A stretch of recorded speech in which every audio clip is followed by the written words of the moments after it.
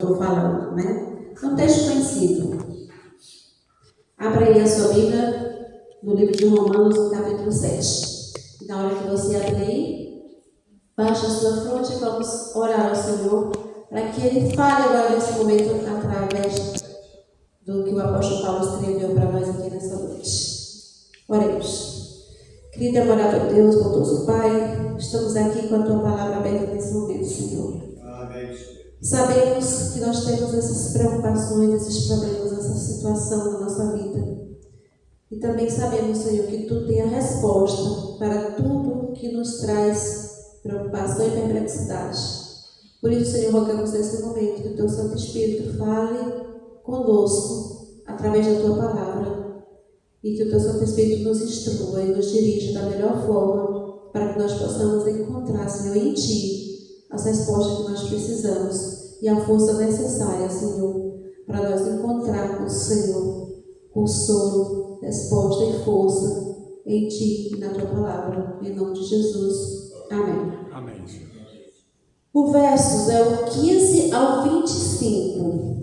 E vamos ver como é que Paulo elaborou tudo isso que a gente acabou aqui de conversar.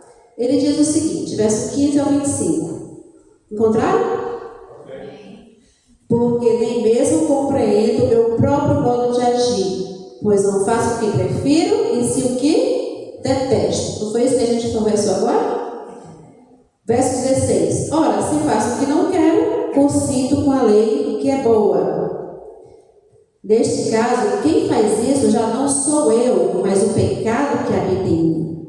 Porque eu sei que em mim, isto é, na minha carne, não habita bem nenhum, pois o querer o bem está em mim, não porém o efetuá-lo. Porque não faço o bem que prefiro, mas o mal que não quero, esse faço.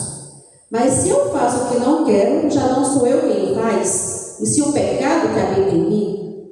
Então, ao querer fazer o bem, encontro a lei de que o mal reside em mim. Porque no tocante ao homem interior, tenho prazer na lei de Deus. Mas vejo nos meus membros outra lei que, guerreando contra a lei da minha mente, me faz prisioneiro da lei do pecado que está nos meus membros. E aí vem a frase mais dramática, que eu acho que Paulo talvez já tenha dito. Desventurado homem que sou, quem me livrará do corpo dessa morte? Cara, isso é uma pergunta profunda, né? Ele chega ao ápice e diz assim, poxa, miserável homem que sou, que situação que eu me encontro? E agora? Como que tenho saída? Né?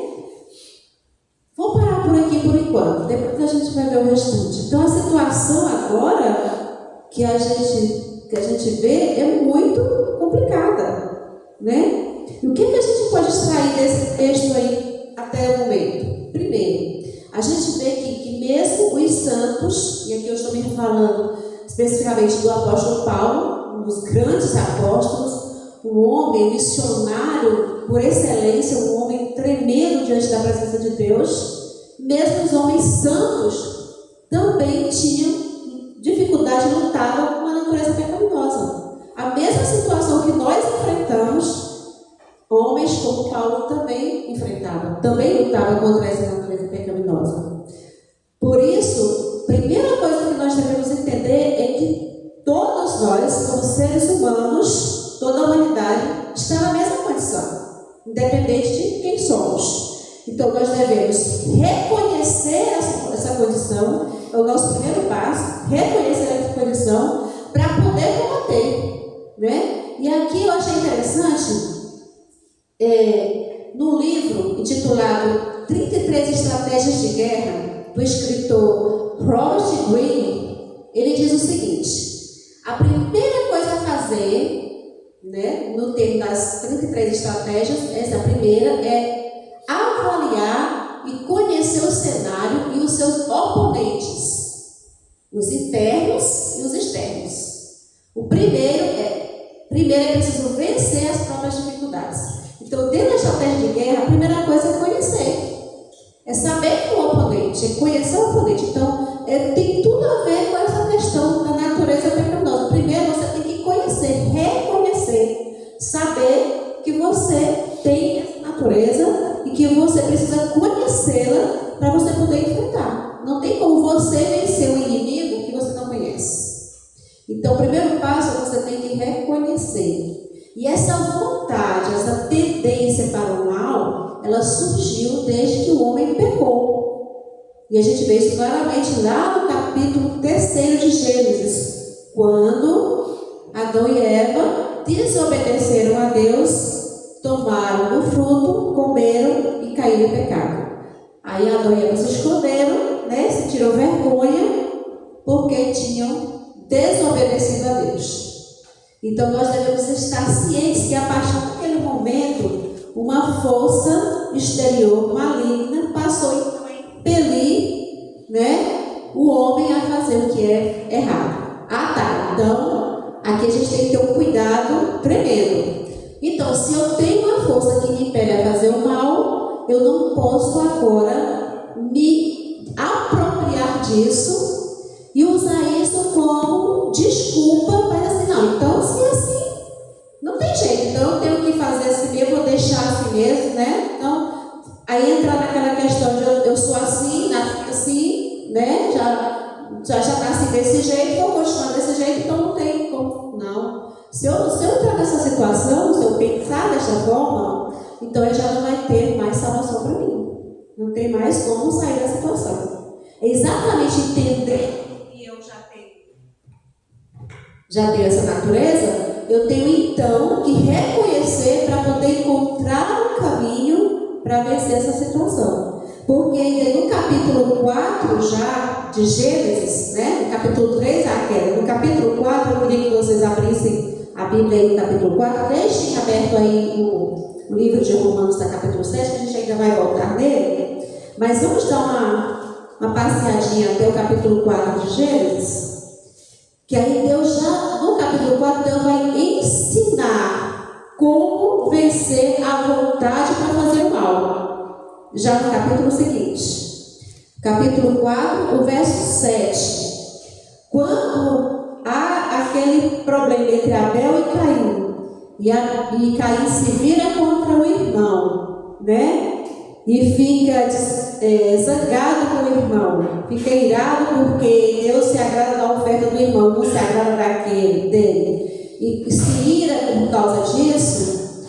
Deus já percebe que a situação estava, Caim já estava surgindo o pensamento para o mal. Deus já vai alertar ele sobre essa situação. E Deus, nessa conversa com Caim, Deus deixa a situação bem clara. Diz assim, verso 7. Falando Deus a Caim, ele diz o seguinte: se procederes bem, não é certo que serás aceito? Precisa ficar dessa forma. Se você fizer o que é certo, você vai ser aceito. Basta isso. Aí ele fala assim: se todavia procederes mal, eis que o pecado jaz à porta. O seu desejo será contra ti, mas a ti cumpre o quê? Dominá-lo. Então, o teu papel, entendeu? O teu dever é dominar o desejo para o mal que está surgindo em você. Olha só que situação. Deus colocou para Caim a responsabilidade sobre ele de dominar a vontade de fazer o mal que surgiu nele. Então, proceder bem é a primeira coisa que nós devemos, a primeira escolha que nós devemos fazer. Escolher fazer o bem, fazer o que é certo, mesmo sem ter vontade. Entendeu? Mesmo sem ter vontade, a nossa escolha tem que ser fazer o bem. Então isso vale principalmente para as coisas espirituais. Ter vontade de ler a Bíblia. Muitas vezes as pessoas não têm desejo de ler a Bíblia. Não faz parte da nossa natureza, que a gente já viu que é pecaminosa, corrompida, gostar das coisas espirituais. Não é isso? Mas a gente tem que ir contra essa vontade errada e fazer o que é certo. Esse estudo que a gente está dando, eu falei agora há pouco com o Bianco e o irmão Wagner. Essa senhora, ela disse que não gosta de ler a Bíblia, desde que nós chegamos lá. Como é que a gente vai estudar a Bíblia com uma pessoa que não gosta de ler a Bíblia, A gente começou com essa situação. Então, o irmão Wagner, com a inspiração maravilhosa do Espírito Santo, ele trouxe uma solução muito criativa, muito interessante. Você não gosta de ler a Bíblia. Então, ele comprou uma caixinha de promessas, cheia de versículos bíblicos, e deu para ela de presente. Assim, olha, todo dia a senhora lê um papelzinho desse. É tão pequenininho, né? É um versinho da Bíblia. E assim, todos os dias que a gente chega lá, a gente pergunta para ela: a senhora está lendo o papelzinho? Estou. Quer dizer, ela está lendo a Bíblia todo dia, um versinho, sem estar pegando a Bíblia para ler, porque ela disse que não gostava de ler. Mas é uma forma que a gente achou, ele teve essa ideia de ela estar lendo a Bíblia. Por quê? Porque a natureza carnal, pecaminosa, humana, não gosta das coisas espirituais.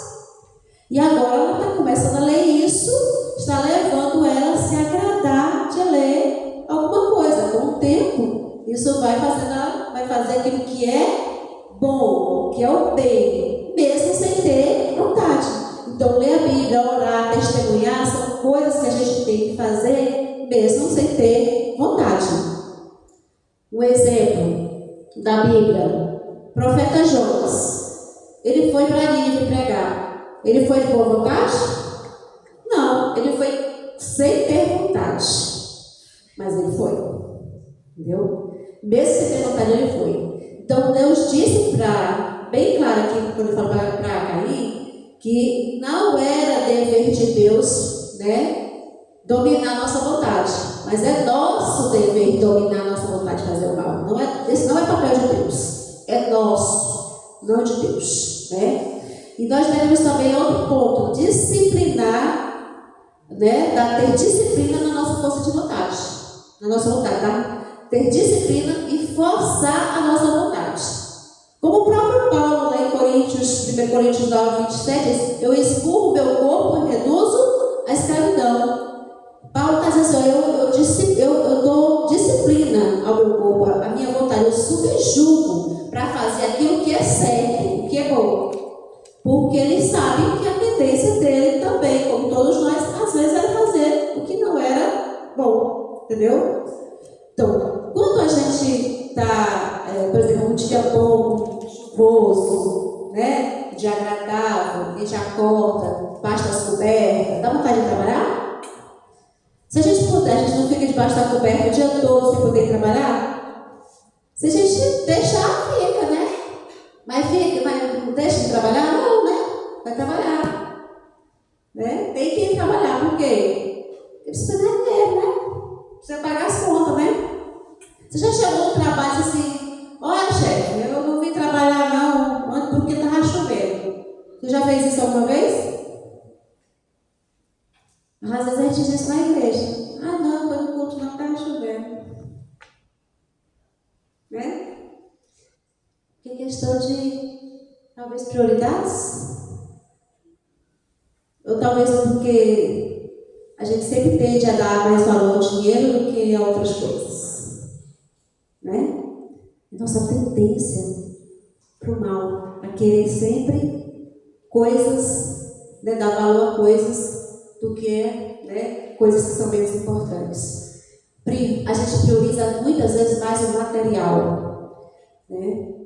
Então, às vezes, infelizmente, para a gente, o que é material faz mais diferença. E isso que fez Paulo expressar de maneira tão veemente a situação humana. Miserável homem que sou. Por que isso? Eu sempre tenho a tendência para querer o que é mal, o que é ruim. Já pensou? Imagina uma pessoa com muito bom emprego, ganhando 100 mil reais por mês.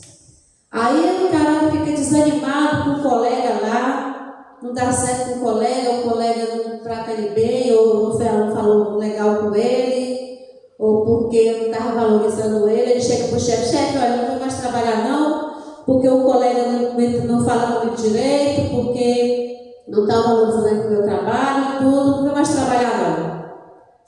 Já imaginou uma situação dessa? Possível.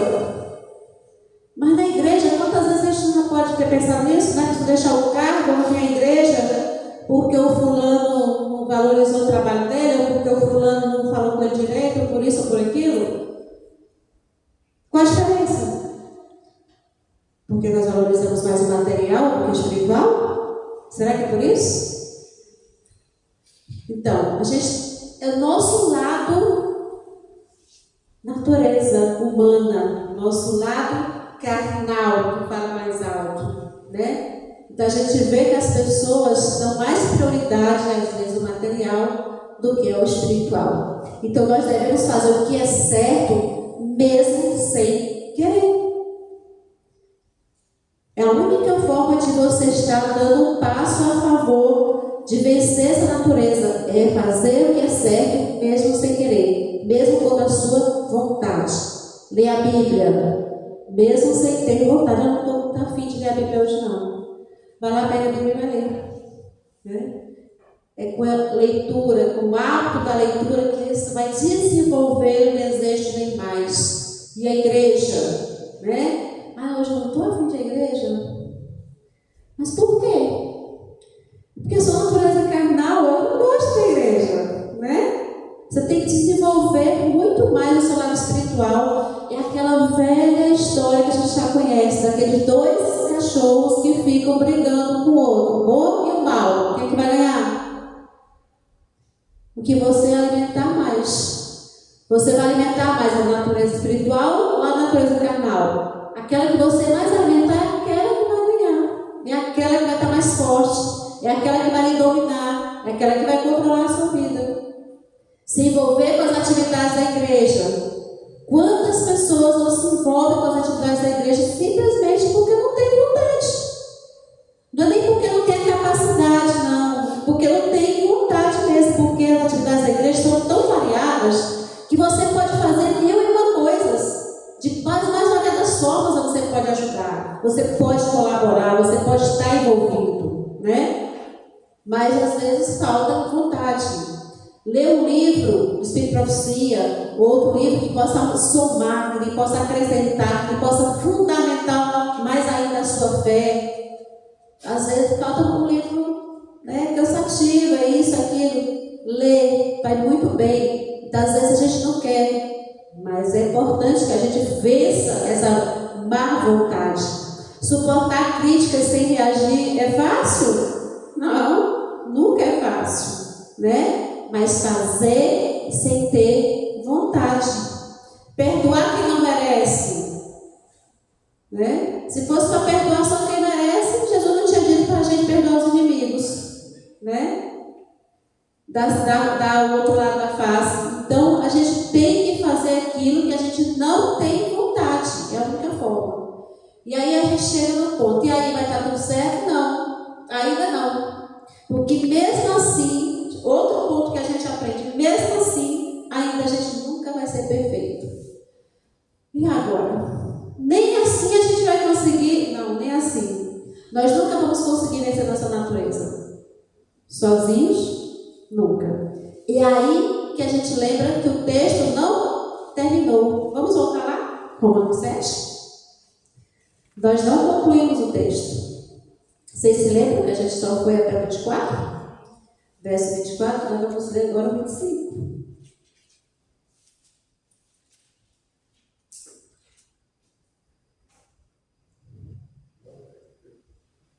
Aí depois que Paulo fez toda essa reflexão profunda, que ele viu que a situação do homem estava terrível, que não havia saída para o homem, que não tinha esperança para o ser humano, aí ele chega finalmente à solução para toda aquela problemática. Até então ele apenas tinha levantado a problemática. Aí ele chega no verso 25. Graças a Deus. Olha só. Por Jesus Cristo, nosso Senhor. Precisa ler o restante. Né? Aí diz, de maneiras que eu, de mim mesmo, com a mente, sou escravo da lei de Deus, mas segundo a carne, da lei do pecado. Mas graças a Deus por Jesus Cristo, nosso Senhor. Está aqui a resposta. Aqui a solução.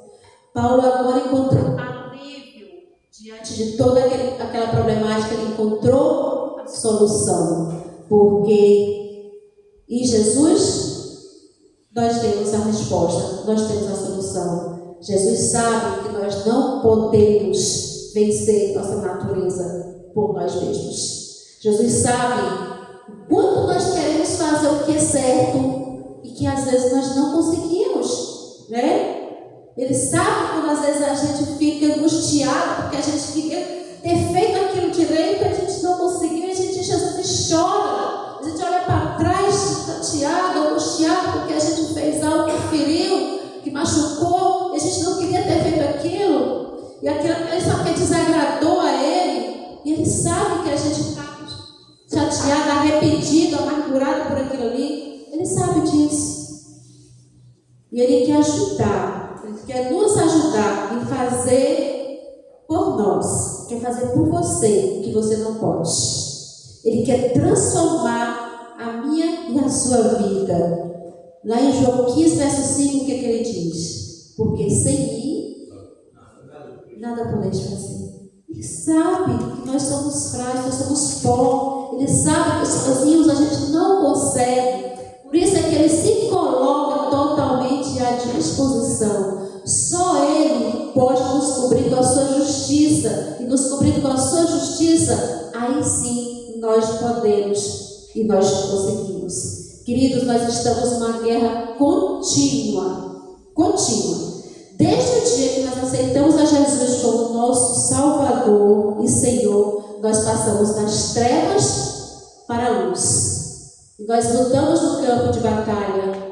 E nós então nos colocamos, nós declaramos guerra ao Senhor desse mundo. E nós então estamos do lado de Jesus, que é o vencedor dessa guerra. E ele já venceu. Ele já venceu essa guerra. E através do que Jesus fez, do que ele venceu, nós temos o direito conquistado por Jesus. Nós temos o direito de viver a eternidade ao seu lado. Porque ele já venceu por nós. Agora, para nós mantermos firmes nessa guerra, nós devemos aprender uma coisa. Que a vitória de ontem não me garante a vitória de hoje. Essa vitória ela tem que ser conquistada todo dia. Então, todos os dias, nós temos que buscar, através de uma contínua entrega, de uma busca, de uma submissão, de uma dependência, de uma obediência, confiando no poder de Deus, né? Confirmando a nossa entrega diante de Deus, buscando o poder que vem de Cristo todos os dias, é que eu vou poder, então, ter a capacidade de vencer esse eu, essa capacidade de vencer essa minha natureza, então conseguir através de Cristo obter a vitória, ser um vencedor. Amém? Porque é só através dele que eu vou conseguir. Será que você vive tentando agradar Jesus e não consegue? Queria contar a história de uma pessoa. Era o Pedrinho. Pedrinho é um rapaz animado, muito animado. Era forte, ativo. Ele gostava muito de aventuras. Seu passatempo preferido terminou se tornando a sua profissão.